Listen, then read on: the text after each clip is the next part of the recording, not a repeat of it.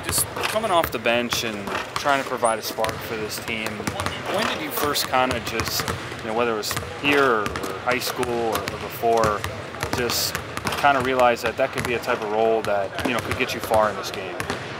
Honestly, that's honestly not even a role that you would prepare for right away, Growing up as a kid, being the competitive kid that I was, that's not really a role that you would necessarily prepare for, but, always being ready and staying ready is really what I aim to do. You've, for the longest time, played with a guy like Tyrese Hunter, and then, you come here where you kind of take a secondary role to Chucky.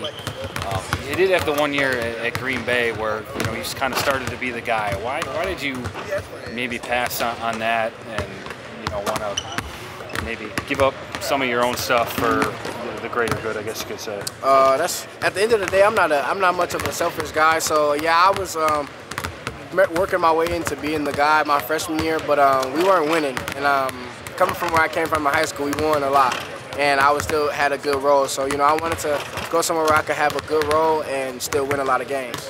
Does it ever put a chip on your shoulder though? Being overlooked as kind of the second guy in high school, or the third or fourth guy in AAU, and maybe whatever you are here. Does it ever kind of motivate you at all that, obviously the team and the coaches have spoken very highly about you and appreciate you, but maybe most people outside this building, in any building you've ever been in, you've never really gotten a ton of credit, I guess you could say? Nah, honestly, no chip on my shoulder.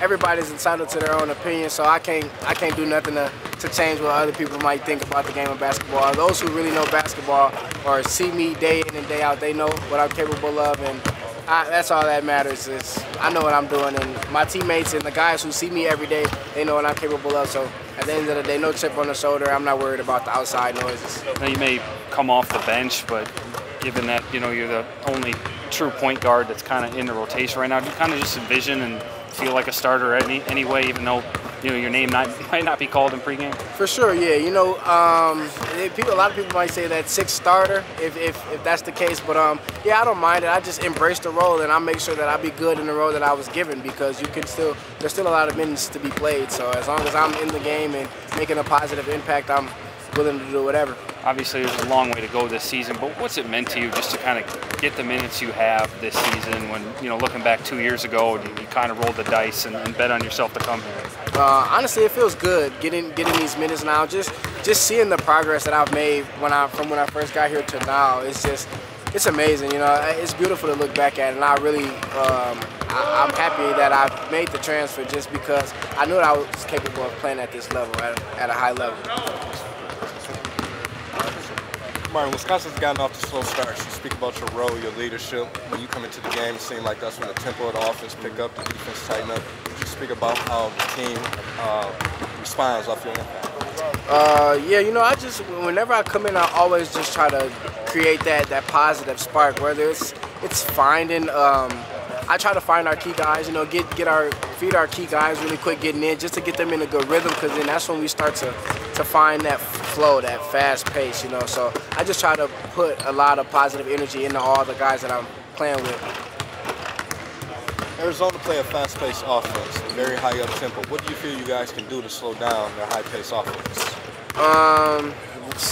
Most importantly, taking care of the ball. Us taking care of the ball and getting good shots, that'll really control that tempo that they want to run with. Those are honestly the two key things, is just taking care of the ball and making sure we get good shots. Anything else is just basketball. So those two things will be the key of controlling that pace. Being that you've been here for a couple of years with AJ, now John Tonje is in. Coming into the season, it was talked about who would replace the scoring from AJ and Tyler Wall. How do you feel John has helped the team? Man, John has stepped up in a big way in regards of scoring and helping us put points on the board. We didn't know coming in. Like I hadn't seen too much film on him, but he's stepped up in a big way, and he's doing great things for us on the offensive end, and defensive as well. Like he's just he's a little older, so he's got more experience, and that's what we needed on this team. The big player in college basketball right now is Cooper Flagg. You guys have Nolan Winter. I'm not calling him Cooper Flagg, but there's a lot of similarities in their game. Would you speak about how Nolan has grown since he's been here? No, he has grown a lot, and I know there's still room for him to get even better. I'm pushing Nolan every day to just be more aggressive, because I feel like once he gets that aggressive edge to him, he'll really be that set player. He has all the pieces. He has the will, he has the heart. He just got to get that aggression, and once he gets that, you got to look out for Nolan. When you look at the last year's meeting against Arizona, it was close with about 7-8 minutes left in the first half. What do you kind of guys need to address this time around to stay within striking distance and potentially pull off that upset? Man, again, back to what I was saying about just taking care of the ball and getting good shots. We settled a lot at their place for a lot of mid-range two-point jumpers, and that was kind of affecting us in a negative way. So just us getting the shots that we want, I feel like we'll be pretty good, because we're gonna work, like we're gonna find a way on the defensive end. It's gonna come down to both offense and defense, but there we really struggle with our taking just bad shots. You guys played a loaded schedule last year. Obviously came up short in the first test against Tennessee, and then went to Fort Myers and beat Virginia, who I think was ranked top 25 at the time. What does a win like that just do for, whether it's confidence of the team or just setting a tone going forward when you're able to win one of these big tests? Man, winning a big test, it's always big, especially if it's the first one. It just shows you where your team is and where we need to be. So being in these tests early in the year is always good, just because you need to see that, to see where we need to improve at and what we need to work on. So these big tests and then pulling these off is it's always good. They boost the confidence and just let you know that there's always more room for improvement, though. Caleb Love's obviously the guy that kind of stirs the drink for them.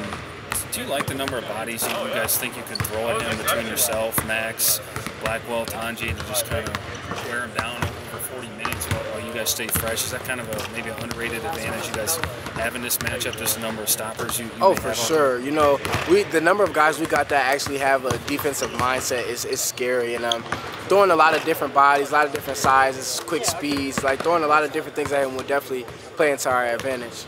And then Arizona's put up a ton of points last year. They're doing it again this year. You guys looked like last year, kind of got away from maybe traditional Wisconsin basketball, where the mindset's to kind of try to play the game in a phone booth and lean on your defense. Now, last year you guys were able to outscore a lot of people. Is that kind of the way you have to take this matchup too? Try and outscore them versus maybe trying out defense on? Honestly, I would say we have to do a little bit of both.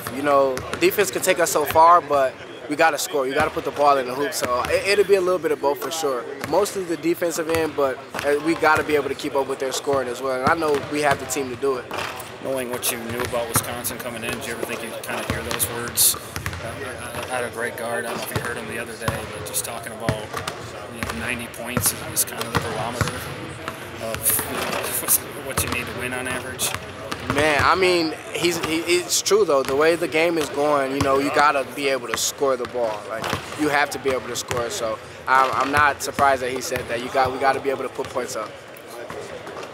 And, coming into the season, you're obviously battling for that starting point guard position.